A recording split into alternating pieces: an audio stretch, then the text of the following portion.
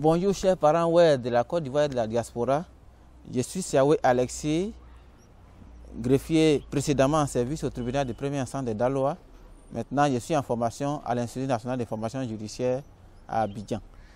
Alors, je suis le président national de l'ONG ISON, qui est l'ONG ivoirienne pour la sécurisation des opérations de négoce. Alors, je suis sur ce plateau pour vous parler de façon succincte des activités de cette ONG. Okay. Avant tout propos, je voudrais d'abord dire succinctement les raisons qui nous ont amenés, moi et mon équipe, à mettre en place l'ONG ISON. Alors, après mon affectation au tribunal de Daloa en 2014, j'ai été au cœur du règlement de plusieurs conflits fonciers. Ces conflits sont partis de 2011, date à laquelle il y a eu un déferlement d'halogènes. Et ce déferlement a amené des conflits fonciers. Alors, certains parents, étant partis en exil au Libéria, ont vu leurs parcelles soit occupées par des halogènes, soit vendues par leurs propres frères à des halogènes. Et cela a engendré des conflits. Au point qu'aujourd'hui, il est d'autant plus récurrent qu'à chaque fois, ces conflits ressurgissent. Et vous, dans l'intention, dans l'optique de créer la cohésion entre les communautés, nous avons voulu bien mettre sur pied une ONG à l'effet de gérer ces conflits, de canaliser ces conflits. Voilà pourquoi nous nous sommes mis ensemble pour créer l'ONG que nous avons bien voulu appeler Ivoirienne pour la sécurisation des opérations de négoce.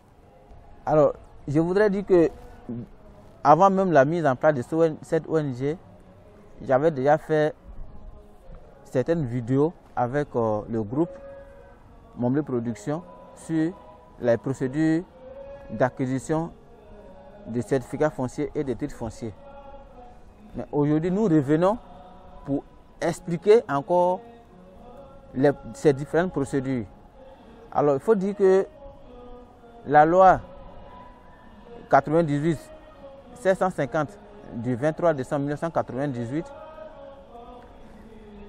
portant code foncier rural détermine les procédures d'acquisition du certificat foncier et du titre foncier. Cette loi, pour sa mise en application, a fait l'objet d'un décret d'application. Et c'est ce décret, le décret 99-593, qui détermine les modalités, qui détermine la procédure d'établissement du certificat foncier et qui crée les comités de gestion foncière dans les sous-préfectures et dans les villages. Alors, comment établir le certificat foncier et le titre foncier? La procédure commence d'abord par l'acquisition d'un kit au ministère de l'Agriculture et c'est dans ce kit que se trouve toute la paperasse relative à l'accomplissement de la formalité d'établissement du certificat foncier. Alors, après l'acquisition de ce kit, le requérant prend attache avec un géomètre expert, puisque dans toutes les régions, dans tous les départements, il y a les géomètres experts qui ont été commis. Et le géomètre expert va donner les frais afférents à la procédure. Après l'acquittement de ces frais, le géomètre, il a pour mission de faire le bornage de la parcelle. Mais avant qu'on arrive au bornage, le requérant va faire le layonnage, c'est-à-dire il va délimiter sa parcelle. Puisque c'est lui qui connaît les limites de sa parcelle. Donc il va prendre la machette pour la délimiter. Après cette étape, il dépose son dossier à la sous-préfecture. Le sous-préfet saisit de la demande d'établissement du certificat foncier va commettre un commissaire enquêteur sur proposition du directeur départemental de l'agriculture. Alors, le commissaire enquêteur commis à cet effet va constituer une équipe d'enquête. Alors, l'équipe d'enquête constituée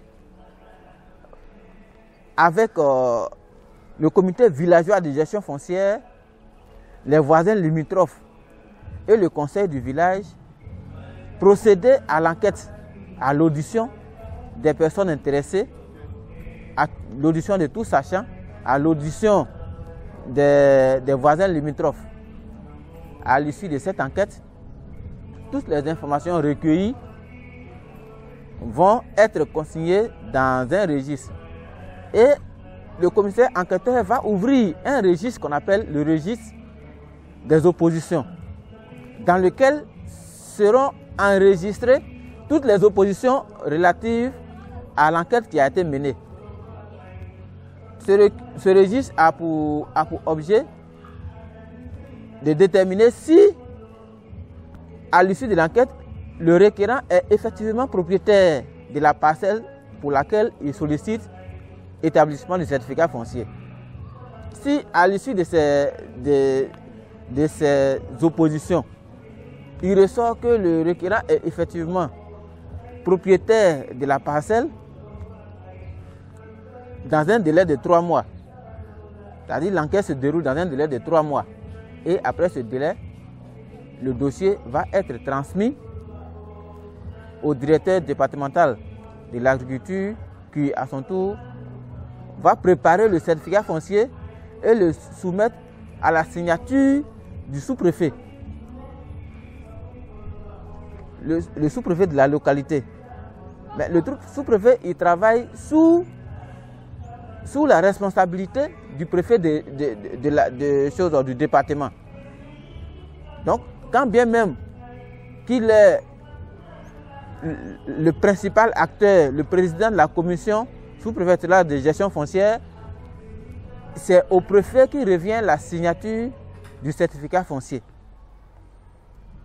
Après toutes les enquêtes et oppositions y afférentes. Et le préfet va signer le certificat foncier. Le certificat foncier signé sera délivré au demandeur. Donc voilà de façon résumée la procédure d'établissement du certificat foncier. Alors le certificat foncier n'étant pas un titre définitif, quand on a le certificat foncier, la loi nous fait obligation d'avoir le titre foncier dans un délai de 3 ans. Et donc, celui qui a le certificat foncier, dans le délai de 3 ans, il doit pouvoir établir le titre foncier, qui est le titre définitif. Puisque l'article 1er de la loi 98-750 portant code foncier rural détermine qui peut être propriétaire. C'est l'État, c'est les collectivités publiques, des personnes physiques, des nationalités ivoiriennes.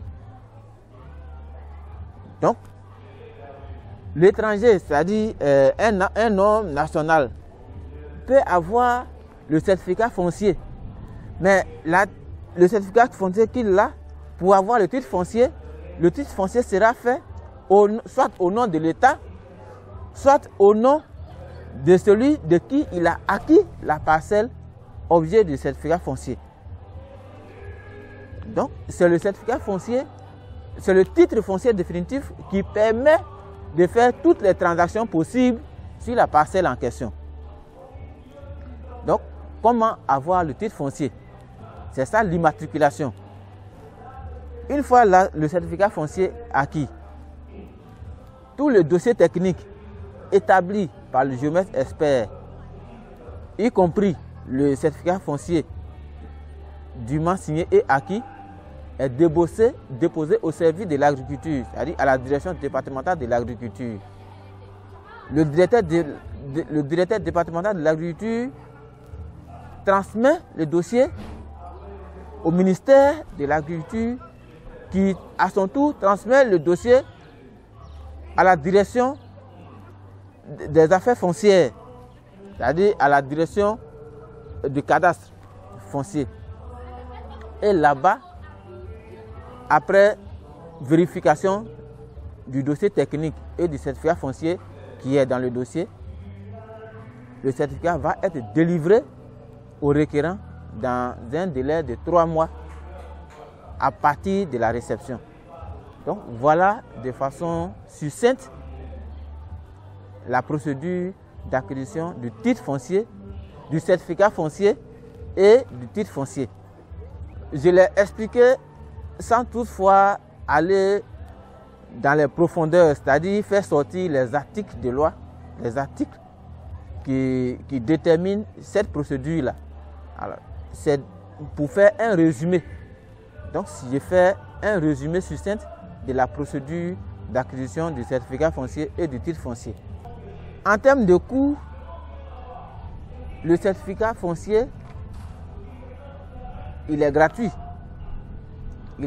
C'est un acte administratif qui est délivré gratuitement, en principe. Mais son établissement nécessite forcément des coûts, puisque le géomètre expert qui sera commis pour les renseignements que nous avons pris en tant que ONG, les géomètres experts qui sont dans nos régions et qui sont commis à cet effet, pour l'ouverture du dossier, ils demandent la somme de 400 000 francs pour l'ouverture du dossier. Et pour la délimitation de la parcelle et le bornage, les services de l'agriculture, ils le font à 3 000 francs l'hectare. Donc le coût est fonction de la contenance de la parcelle. Le coût est fonction de la contenance de la parcelle. Et ce coût est payé aux opérateurs techniques. Sinon, pour ce qui concerne le certificat foncier en tant que pièce administrative délivrée par l'autorité administrative, il n'est pas payant. Mais c'est la procédure, les acteurs qui interviennent dans la procédure, qui sont des acteurs extérieurs à l'administration, qui forcément demandent un coût. Mais pour la procédure que je viens la procédure dont l'explication vient d'être donnée, depuis que la loi de 1998 a été prise, il y a un blocage dans l'établissement des certificats fonciers et des titres fonciers, au point que aujourd'hui les conflits fonciers sont récurrents. Il y a une anarchie dans la gestion du foncier rural. Et cela entraîne des conflits, des procédures judiciaires à n'en point finir.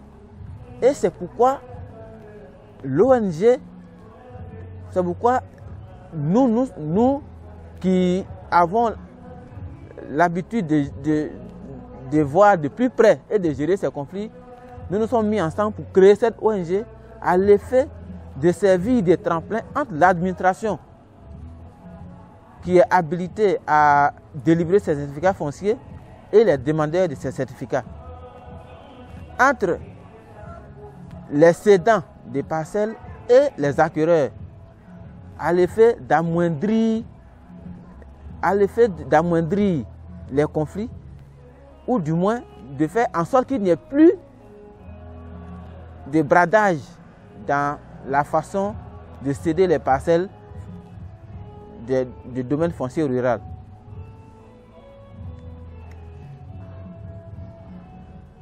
Il est d'autant plus récurrent que les acquéreurs, les exploitants, quand ils viennent, celui qui donne la parcelle, soit qui n'est pas le propriétaire, il le fait en l'absence du propriétaire, soit il cède une parcelle qui est dans l'indivision, c'est-à-dire une parcelle familiale qui appartient à plusieurs personnes, et une seule personne se lève et la cède. Alors, cette parcelle-là, quand celui qui acquiert cette parcelle se met à l'exploiter, les autres copropriétaires viennent l'empêcher et cela génère forcément des conflits. Alors, comment faire en sorte que cette façon de faire des transactions ne puisse plus arriver? Comment protéger les droits des acquéreurs? Comment protéger les droits des cédants? C'est l'objectif principal pour lequel l'ONG a été créée. Et ici, pour expliquer un peu comment nous allons protéger ces droits, aujourd'hui, avec la difficulté que l'administration fait dans l'établissement des certificats fonciers, on peut contourner. Il y a une possibilité de contournement du certificat pour pouvoir céder ces parcelles, vendre, mais dans la légalité. Dans la légalité. Alors, quelle est cette procédure? Comment on procède? Les actes authentiques, la loi fait obligation que les transactions en matière immobilière se fassent par voie de notaire. Mais la même loi dit que les actes judiciaires, c'est-à-dire les décisions judiciaires, sont par présomption des actes authentiques. Donc, un acte judiciaire qui a le caractère d'un acte authentique, si une transaction est faite avec la présence d'un acte judiciaire, il a le caractère d'un acte authentique. Donc, pour ce faire, désormais, celui qui a sa parcelle et qui veut la céder, il peut faire au tribunal avec celui à qui il veut céder la parcelle, faire une assignation au fin de constat de propriété. Le tribunal va constater, après enquête, que la personne qui veut céder la parcelle est effectivement propriétaire de cette parcelle-là. Et cela va être sanctionné par une décision de justice qui détermine la propriété de la parcelle en cause. À partir du moment où le tribunal a fait constat de ce que la personne qui veut céder sa parcelle est propriétaire, quand elle cède cette parcelle, la cession ne fait d'ombre d'aucune autre procédure frauduleuse. Étant donné que, avant que le tribunal même ne statue sur la propriété, le tribunal va ordonner une enquête agricole qui va impliquer les voisins limitrophes, qui vont déterminer que la personne qui veut céder la parcelle est effectivement propriétaire de cette parcelle-là. Donc c'est à partir de cet instant que le tribunal va prendre une décision pour dire que telle parcelle appartient à telle personne effectivement et qu'elle est en droit de la céder à qui elle veut. Donc ça, c'est la procédure qui s'offre aux personnes qui voudraient bien céder leur parcelle dans la légalité, en l'absence du certificat foncier, puisque c'est le certificat foncier ou le titre, ou du moins le titre foncier qui pourrait être l'acte pouvant leur permettre de faire les transactions. Mais si ce titre-là n'existe pas, il faut qu'il y ait un palliatif. Et le palliatif, c'est de solliciter l'intervention du tribunal en ayant une décision de justice qui puisse permettre de pouvoir faire ces transactions. Cette voie aussi s'offre à l'acquéreur. Cette voie aussi s'offre à l'acquéreur, puisqu'il peut être en face d'un cédant de mauvaise foi, c'est-à-dire la personne qui veut vendre sa parcelle, peut-être qu'il n'en est pas propriétaire. Il peut être de mauvaise foi. Mais l'acquéreur qui veut protéger ses droits va la signer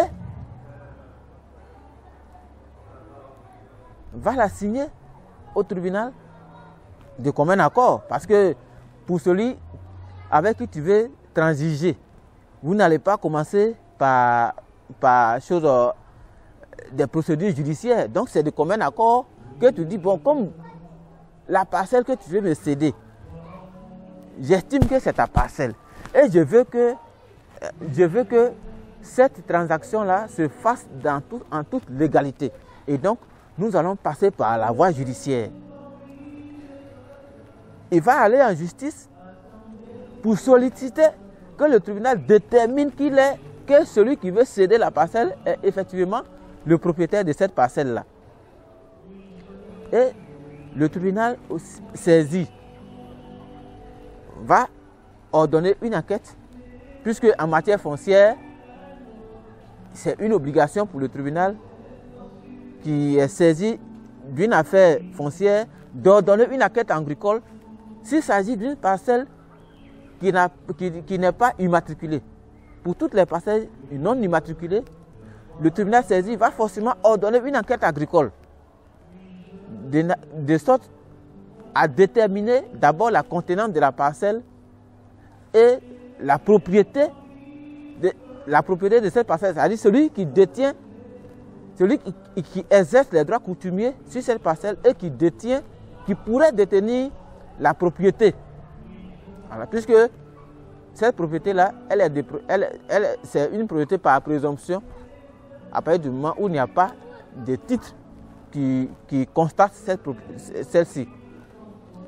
Donc, la procédure que je viens d'énumérer, elle s'offre à la fois au cédant de bonne foi et à l'acquéreur si il estime que le cédant pourrait être de mauvaise foi. Comme c'est des transactions entre personnes qui ont bien voulu contracter en bonne intelligence et en bonne entente, quand ils vont au tribunal, c'est de commun accord. L'acquéreur, il convainc le cédant de ce qu'il veut être sûr de ce que la parcelle qu'il veut acquérir appartient effectivement à celui qui veut lui céder. Donc il le convainc. Mais le cédant, s'il est convaincu de ce que la parcelle qu'il veut céder lui appartient effectivement, ne va pas faire difficulté à aller faire constater ses droits sur la parcelle par une décision de justice. Voilà. Donc voilà un peu comment on peut contourner les procédures de certificat foncier pour pouvoir céder, vendre les parcelles sur lesquelles il n'y a pas de titre. Pour dire que toutes les transactions qui se sont opérées jusqu'à ce jour sont des transactions qui se sont faites en toute illégalité.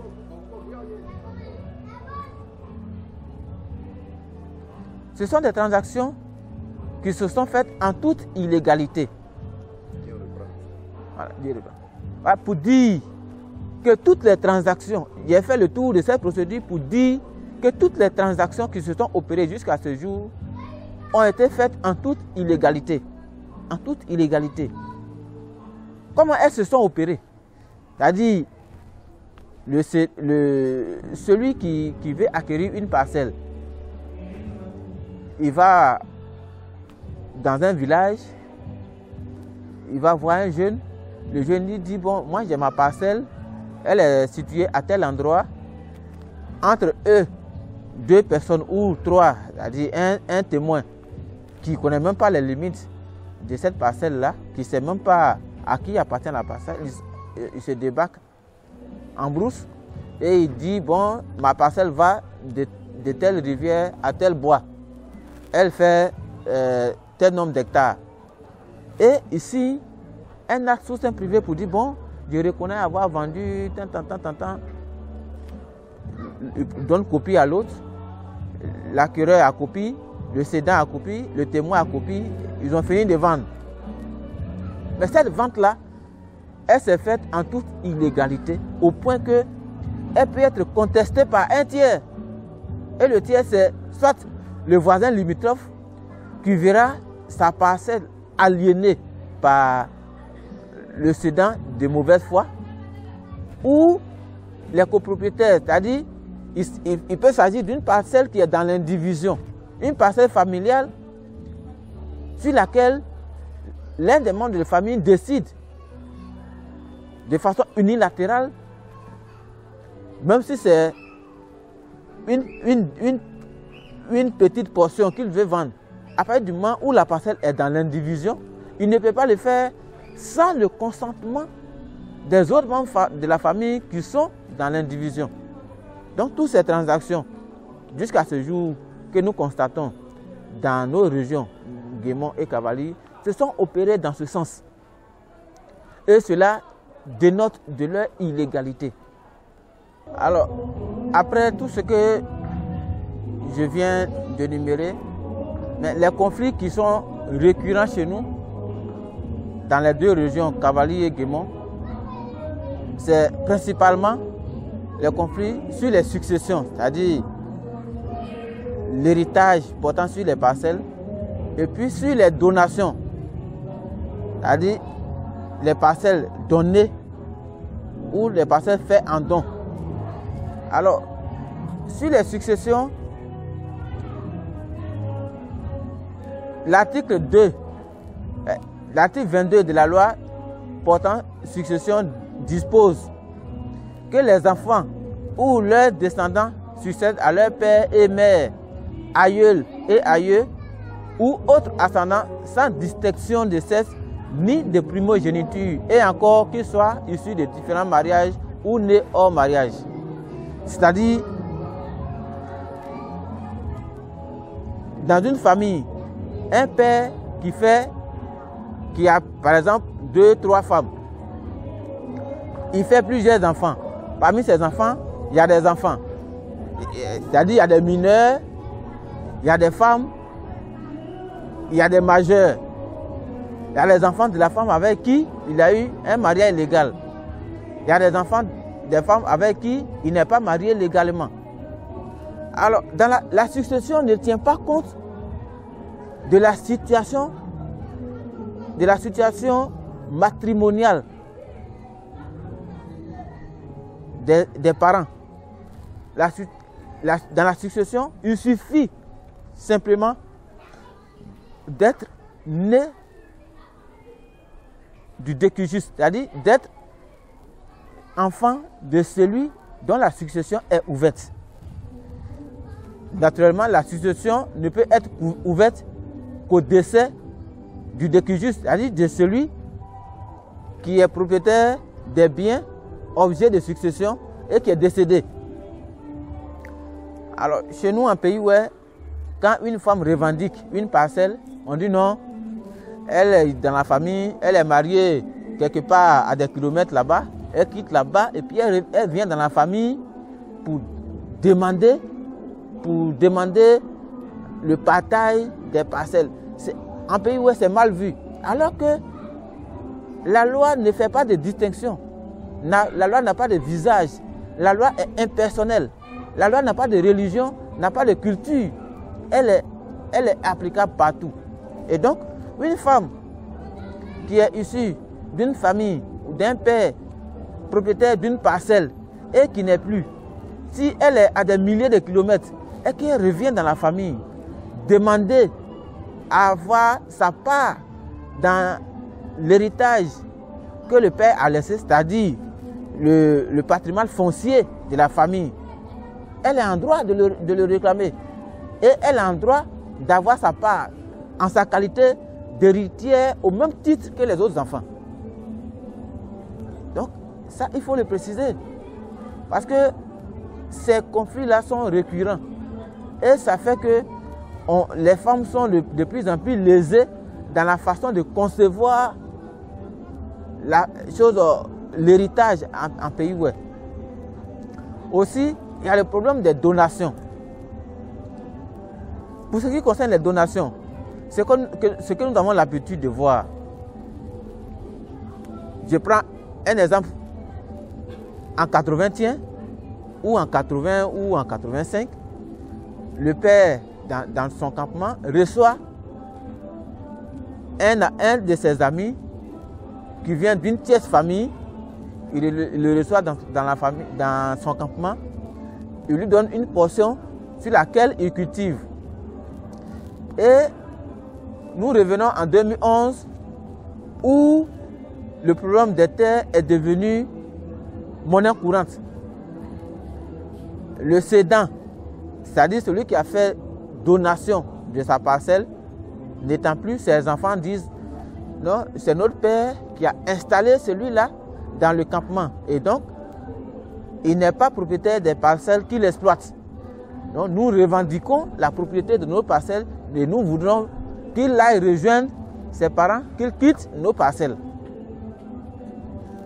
Mais généralement, quand ces conflits-là sont portés à la connaissance de nos autorités, c'est-à-dire chefs du village, même les sous-préfets, ils tranchent en la faveur de ceux qui disent que celui qui est sur la parcelle n'en est pas propriétaire parce qu'il a été installé. Mais la donation, elle se définit comment? Elle se définit, elle a un caractère d'irrévocabilité, c'est-à-dire quand on fait don, le don qu'on fait, il est irrévocable. On ne peut pas revenir dire non, ce que j'ai donné, je n'ai plus donné, je veux reprendre. À la seule condition que le donateur, c'est-à-dire celui qui a reçu un don, en fasse une exploitation illicite. Donc, ces conflits-là, en principe, celui qui est dans ce cas-là devrait être déclaré propriétaire de par le fait qu'il a reçu la parcelle en don. Quand bien même que le cédant, qui pourrait déjà être décédé, c'est-à-dire généralement c'est les enfants survivants qui réclament, qui sollicitent, qui récusent ces parcelles à ces personnes et qui sollicitent la propriété. Donc ces parcelles, dans le principe, légalement, ces problèmes-là devaient être résolus dans le sens de ce que celui qui a reçu en don en est propriétaire, au regard de la loi portant sur les donations. En dehors même de la loi portant sur les donations, il y a la loi sur le foncier rural, en son article 8, qui détermine comment être propriétaire. On est propriétaire par l'occupation qu'on fait. Et il y a 3 caractéristiques. L'occupation continue, l'occupation paisible. Occupation continue et paisible des droits coutumiers, la détention des droits coutumiers sur la parcelle. Donc, celui qui occupe de façon continue et paisible une parcelle et qui y exerce des droits coutumiers en est propriétaire. C'est au regard de ces prescriptions légales que, dans le temps, Oufoué a dit la terre appartient à celui qui la met en valeur. C'est cette prescription de Oufoué qui a été reprise de façon implicite dans la loi de 98 qui dit pour être propriétaire, il faut exercer des droits coutumiers conformes aux traditions de façon continue et paisible. Mais une parcelle sur laquelle on n'exerce pas de droits coutumiers, on ne peut pas se réclamer, on ne peut pas s'en réclamer propriétaire. Et c'est ce qui se passe dans des familles qui ont quitté un site. Il y a de cela peut-être 40 ans, 30 ans, 60 ans. Quand ils quittent, il y a une autre famille qui vient l'occuper. Et comme les problèmes de terre sont devenus monnaie courante, ils reviennent plusieurs années plus tard, c'est-à-dire près de 40 ans plus tard, pour revendiquer la propriété par le motif que c'est leurs parents qui avaient occupé ces terres. Mais ici, nous sommes en face de deux sortes de prescriptions légales. Il y a la prescription acquisitive et il y a la prescription libératoire. La prescription acquisitive se définit par le fait que celui qui est sur une parcelle depuis 30 ans, il exploite, il n'est pas inquiété de façon continue et paisible. il n'est pas inquiété. Il bénéficie, après le délai de 30 ans qui est le délai de prescription en matière civile, il devient propriétaire par l'effet de la prescription acquisitive. Mais à l'opposé, la prescription libératoire pour une famille qui a quitté une parcelle depuis plus de 30 ans, qui n'a jamais manifesté le désir de revendiquer la propriété, qui n'exploite plus, qui n'y a plus d'intérêt.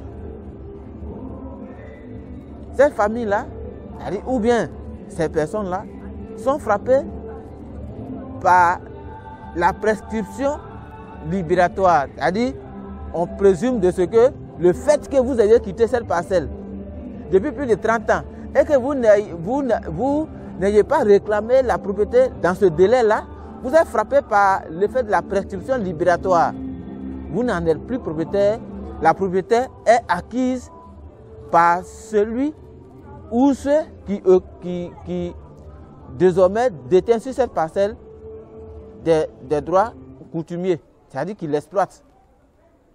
Donc voilà un peu comment on peut être propriétaire aujourd'hui et ne pas l'être demain par l'effet de l'exploitation qu'on a fait et par l'effet de la prescription prévue par le Code civil qui est de 30 ans en matière immobilière. Il arrive aussi que dans une famille, une seule personne, c'est-à-dire un jeune se lève et vend tout ou partie du patrimoine forestier de la famille, sans que les autres membres de la famille en soient informés ou impliqués dans cette vente. Alors, à partir du moment que la parcelle vendue ou cédée est une parcelle appartenant à toute une famille, elle n'a pas fait l'objet du partage, elle est dans l'indivision. Donc, cette vente, elle peut être frappée de nullité. Elle est d'abord nulle, je ne peux pas dire elle peut être frappée, mais elle est nulle. Si les autres membres de la famille revendiquent la nullité, si les autres membres de la famille sollicitent ou du moins contestent cette vente, elle est frappée de nullité. Puisque pour vendre une parcelle familiale, c'est toute la famille qui s'assoit, qui, par procès verbal, donne son consentement et décide de la céder à un tiers. Ça rencontre le consentement de toute la famille. Et si ce consentement n'est pas acquis, c'est-à-dire si une personne parmi tout le monde, c'est-à-dire une personne dans toute la famille, n'est pas consentante pour cette vente, elle ne peut pas s'opérer. Et si elle est opérée, celui qui n'est pas consentant, c'est-à-dire la personne qui n'a pas donné son accord, peut contester par voie judiciaire. Donc c'est pourquoi aujourd'hui, pour vendre, il va falloir prendre toutes les garanties.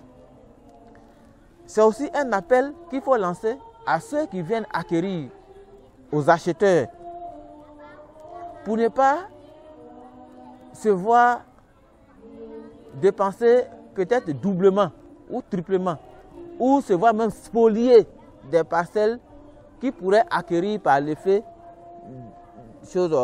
d'une transaction, d'une vente.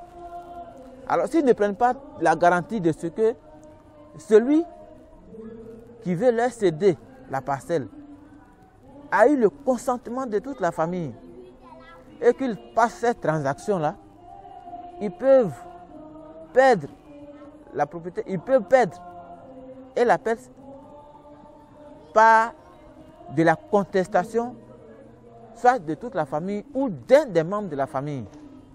Et cette contestation annule toute la procédure de vente. Encore que la parcelle objet de vente n'a pas été dans la légalité, puisque elle n'a pas fait l'objet d'un certificat foncier, d'un titre foncier, la vente n'a pas été opérée devant un tribunal, les droits de propriété du propriétaire cédant n'ont pas été constatés par une décision de justice. Donc, cette vente sera frappée de nullité et l'acquéreur va perdre. Donc, pour ce que je viens d'expliquer, il y a lieu de prendre les dispositions si la famille veut éventuellement protéger ses droits ou céder sa parcelle à un tiers. Quelles sont les dispositions qui peuvent être prises? La famille peut se réunir, la famille du moins se réunit,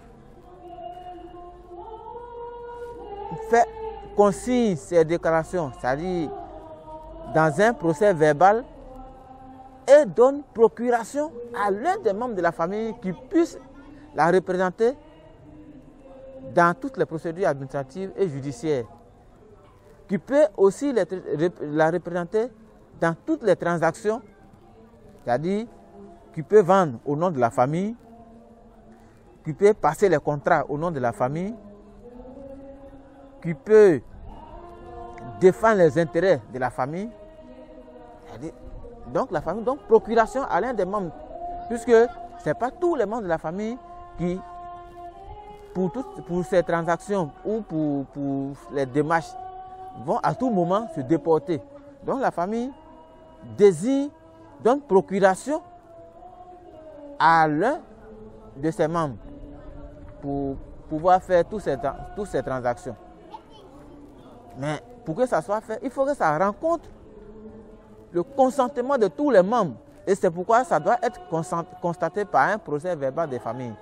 Mais mieux, on peut donner la valeur à ce PV des familles s'il est dressé devant une autorité investie du pouvoir d'authentification, c'est-à-dire devant un huissier de justice. L'huissier de justice peut constater un procès verbal des familles dressé, il met ses cachets.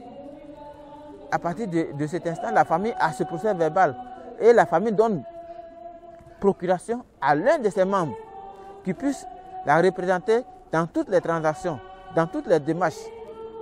Donc voilà comment on peut travailler, comment on peut procéder sans toutefois porter atteinte aux droits des tiers, c'est-à-dire aux droits des autres membres de la famille. L'ONG que nous avons mis sur pied, nous constatons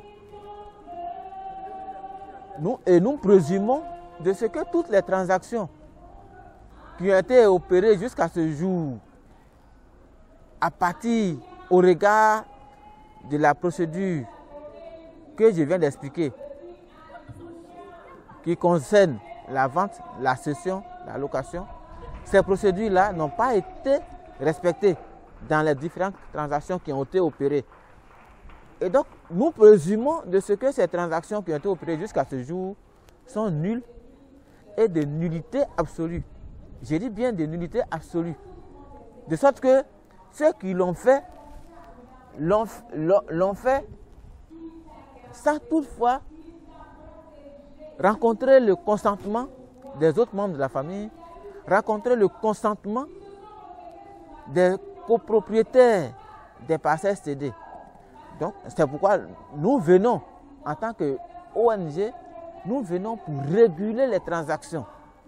Nous venons pour réguler les transactions. Réguler en quoi faisant? Voilà. Nous venons pour servir de tremplin entre le cédant et l'acquéreur, pour mettre face le cédant et l'acquéreur. Mieux, ce qui est mieux d'être fait, c'est de faire un bail, c'est-à-dire faire un contrat de location entre celui qui est propriétaire de la parcelle et celui qui désire l'acquérir, ou du moins celui qui avait déjà passé un contrat mais qui est un contrat frauduleux d'achat sur la parcelle en cause. Mais encore que, pour remettre en cause ce contrat, il y a lieu que celui qui, dans la famille, qui n'a pas été associé à ce contrat, le conteste. Sinon, celui qui a fait la transaction entre lui et l'acquéreur revient nous voir pour dire non, j'ai vendu, mais comme vous avez créé votre ONG, je vais faire location avec celui à qui j'ai vendu. Non, ça ne peut pas marcher au regard des dispositions de l'article 134 du Code civil, qui dit que les transactions entre les personnes font objet de loi. C'est-à-dire, si tu dis que tu as vendu, l'autre dit qu'il a acheté, vous avez fait un contrat, je reconnais avoir vendu, vous avez remis copie à chacun d'entre vous. Cet acte soutien privé qui s'est passé entre vous, c'est déjà de loi qui vous lie, que chacun de vous ne peut contester, sauf un tiers. Sauf un tiers. Donc, c'est les tiers spoliés qui peuvent venir contester les contrats qui ont été passés et solliciter leur transmutation ou leur transformation de contrat de vente en contrat de location. De contrat de vente en contrat de location. Et c'est récurrent. Ces contrats-là sont récurrents, où on vend sans toutefois rencontrer le consentement des autres frères de la famille. Donc, nous lançons un appel à ceux qui sont dans ce cas de situation, dans ce genre de situation, de chercher à rencontrer l'ONG pour que nous puissions ensemble voir comment régulariser la situation des personnes qui ont été spoliées. Comment régulariser ces contrats frauduleux? Comment rattraper ces ventes qui se sont passées de façon frauduleuse? De sorte que dans la famille, tous les propriétaires de la parcelle qui a été cédée soient servis. Alors donc, ce que je viens d'énumérer, nous le faisons dans l'objectif de la cohésion sociale. Sans intention de spolier ou du moins d'arracher les parcelles vendues à ceux qui les ont acquis, sans aussi arracher la parcelle à celui qui l'a cédée, mais en faisant en sorte que les différentes parties, c'est-à-dire les acquéreurs et les cédants, puissent vivre en bonne intelligence et que les conflits récurrents puissent cesser. Parce que les conflits qui sont récurrents, parce que les transactions se font dans l'illégalité. Donc nous voulons bien faire cesser ces conflits en régulant les modes de transaction, en défendant les droits des acquéreurs, en défendant les droits des cédants. Nous ne faisons pas de priorité dans notre façon de faire. Et les acquéreurs et les cédants, nous défendons les droits de chacun. L'ONG que nous venons de mettre sur pied, elle a une ligne directrice qui est la gestion efficiente et équilibrée des transactions foncières. La gestion efficiente et équilibrée des transactions foncières, de sorte à maintenir l'équilibre social, la cohésion sociale, la paix sociale et la coexistence pacifique entre les communautés. C'est de ça qu'il s'agit. Il ne s'agit pas de chasser les acquéreurs, mais il s'agit de régulariser les différents contrats de cession, les différentes transactions, et par cela installer un climat de paix. C'est pourquoi l'ONG va installer dans toutes les sous-préfectures de nos différents départements, dans les 2 régions, Cavally et Guémont. Dans tous les départements et dans les régions, des relais communautaires, c'est-à-dire des personnes, des membres de l'ONG à qui des personnes intéressées peuvent exposer les différents soucis, de sorte que ceux-là puissent remonter l'information à la direction pour que nous puissions voir dans quelle mesure apporter les solutions en fonction du problème qui nous sera soumis. Alors qu'est-ce que nous allons faire? Nous allons faire de l'assistance judiciaire. Nous allons faire de l'assistance judiciaire. Elle se fait comment? Aujourd'hui, le constat que personnellement j'ai fait, c'est qu'il y a des personnes revenues de leur exil libérien ont constaté que leur campement, je dis bien leur campement, a été cédé par certains membres de la famille et ces campements sont occupés par des acquéreurs. Et quand ils viennent, ils sont obligés de végéter au village sans avoir de parcelles cultivables. Et n'ayant pas les moyens de saisir les tribunaux, ils souffrent. Ils souffrent et d'autres même peuvent mourir, d'autres même sont morts de soucis. Et ces conflits-là, ces genres de conflits-là, je les vois régulièrement et on tente de les résoudre administrativement. Mais ce sont ces personnes-là que nous allons assister. Nous avons déjà pris attache avec le bureau de l'assistance judiciaire. Nous travaillons avec une équipe du siège de justice. Et ce sont ces personnes qui sont en amont et en aval des procédures judiciaires qui vont nous servir d'arsenal judiciaire pour pouvoir enclencher des procédures pour rétablir ces personnes qui sont dans ces cas de situation dans leurs droits. Nous faisons aussi l'assistance administrative pour ceux qui voudraient bien faire leur certificat foncier ou titre foncier. Nous allons servir de tremplin, de relais entre l'administration et les demandeurs. Puisque aujourd'hui, depuis que la loi de 1998 portant code foncier rural a été prise, il n'y a pas encore véritablement une opération d'établissement de certificat foncier. De sorte qu'il y a un mystère qui entoure cette procédure. Nous allons faire en sorte que le verrou de ce mystère saute en prenant attache avec les administrations,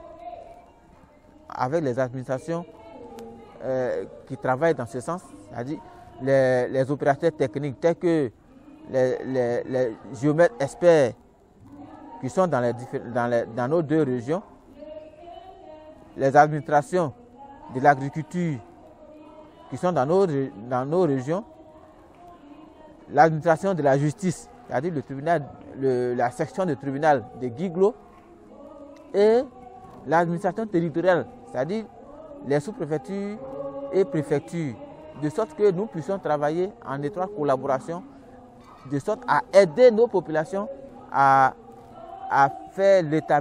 établir les certificats fonciers, mais à des coûts homologués.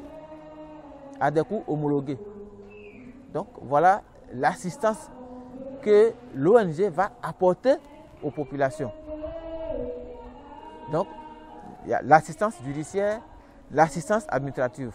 Mais pour que nous puissions faire l'assistance judiciaire, nous allons prendre toutes les garanties, de sorte que nous ne soyons pas pris comme des avocats. Nous n'allons pas jouer les avocats. Nous faisons l'humanitaire, nous ne faisons pas l'avocat. Parce que l'avocat, il peut défendre même celui qui n'a pas raison. Mais dans notre cas spécifique, nous défendrons celui qui est dont la preuve est manifestement faite de ce qu'il a été spolié, qu'il a raison, qu'il a des droits, qu'il revendique. Et ce sont ces gens de personnes-là que l'ONG va épauler et suivre pour les différentes procédures judiciaires. Donc, voilà de façon ramassée l'assistance que l'ONG va apporter aux populations. Nous allons aussi servir de tremplin, c'est-à-dire d'intermédiaire entre cédants et acquéreurs, de sorte qu'il n'y ait pas de contrat, de mauvaise foi entre les acquéreurs et les cédants. Celui qui veut vendre sa parcelle, s'il est de mauvaise foi, il ne va pas venir solliciter les services de l'ONG, puisqu'il va le faire manifestement avec toute la mauvaise foi. Mais celui qui veut l'acquérir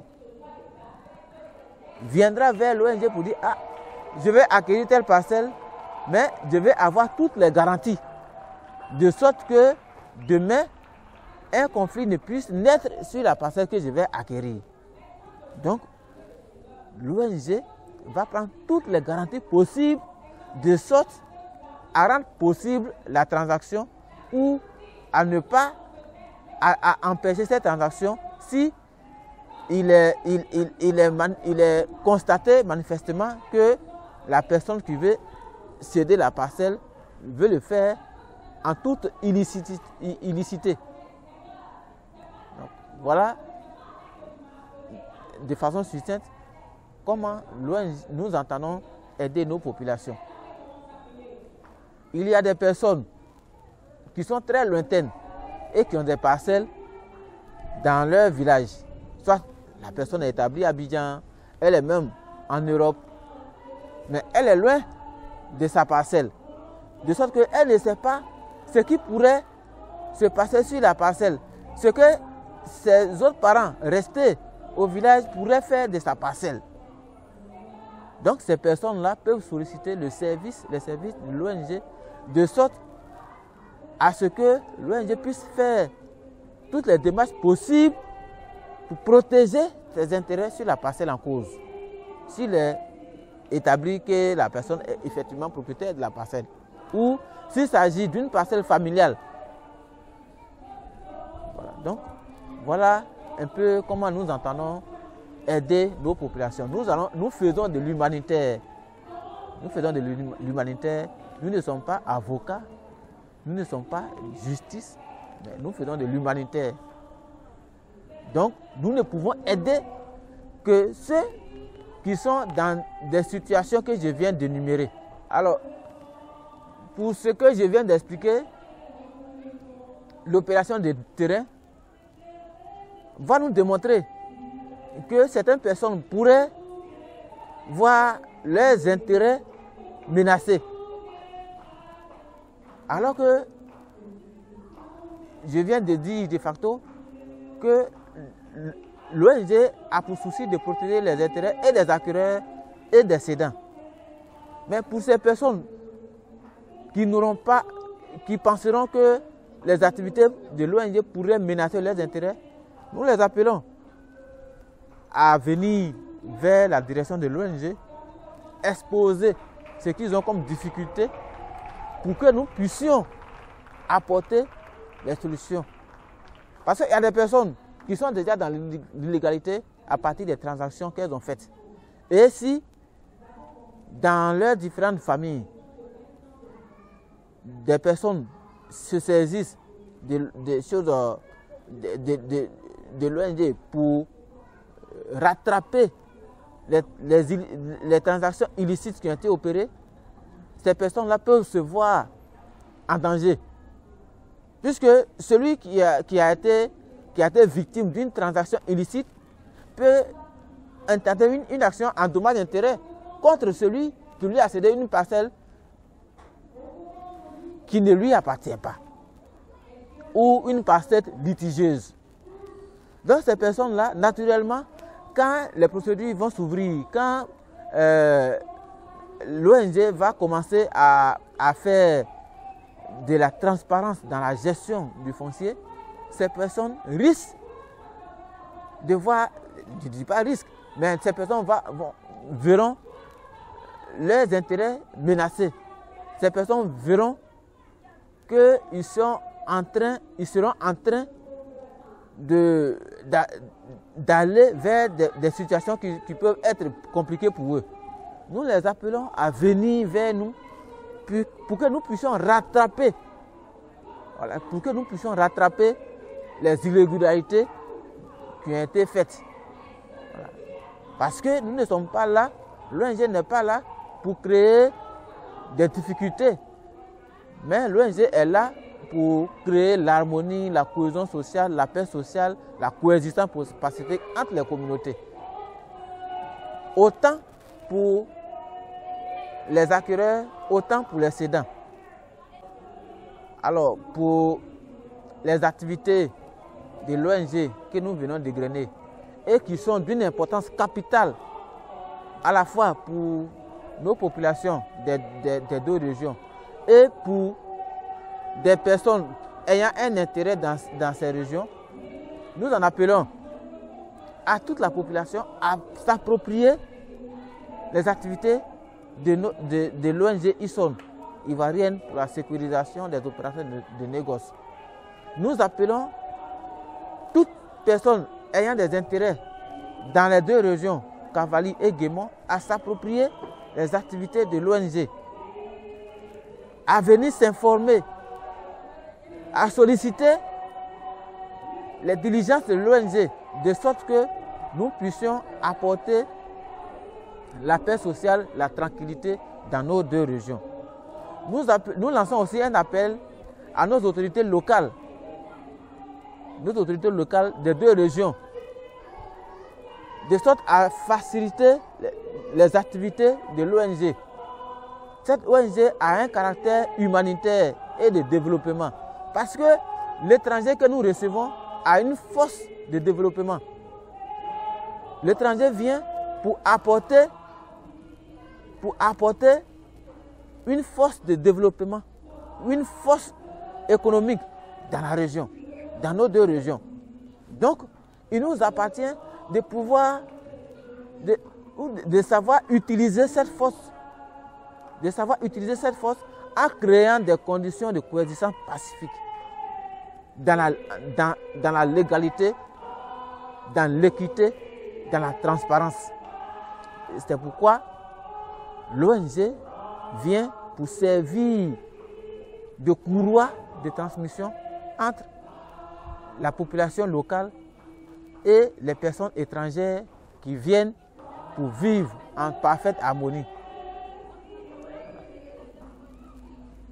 Dans les jours à venir, l'ONG va lancer ses activités dans les différentes régions, dans les différents départements, installer ces relais communautaires dans les différentes sous-préfectures. Et donc, nous appelons toutes nos populations locales, nos populations en Abidjan, dans toutes les villes de la Côte d'Ivoire, ayant des intérêts dans nos deux régions, nos populations de l'extérieur, de la diaspora, mais ayant des intérêts dans nos deux régions, à s'approprier les activités de l'ONG. Nous ne faisons pas de la politique, nous faisons de l'humanitaire. Nous faisons de l'humanitaire, nous faisons du social. Nous ne faisons pas de l'avocat, mais nous faisons de l'assistance. Donc voilà ce que je voudrais dire ce soir. Et je voudrais dire merci à tous ceux qui sont sur l'espace de l'ONG ISON, tous ceux qui suivent nos activités au quotidien sur notre espace, tous ceux qui de jour et de nuit nous appellent pour prendre conseil, demander comment ça fonctionne, nous nous proposer leur aide, et particulièrement à l'équipe de Montbli Production, qui est aussi une partie intégrante de l'ONG ISON, et qui nous fait un apport considérable dans la communication et dans tout ce qui est, logistique. Donc, je termine pour lancer un appel à nos autorités, puisque les activités de l'ONG ont besoin d'être assises sur une base. Et la base, c'est d'avoir un siège social légalement reconnu. C'est d'avoir des moyens de liaison. Et c'est pourquoi nous en appelons à nos autorités locales, pour qu'ils s'approprient les activités de l'ONG, qui va aussi les aider dans les activités de développement de nos régions. Donc, merci, que Dieu nous bénisse.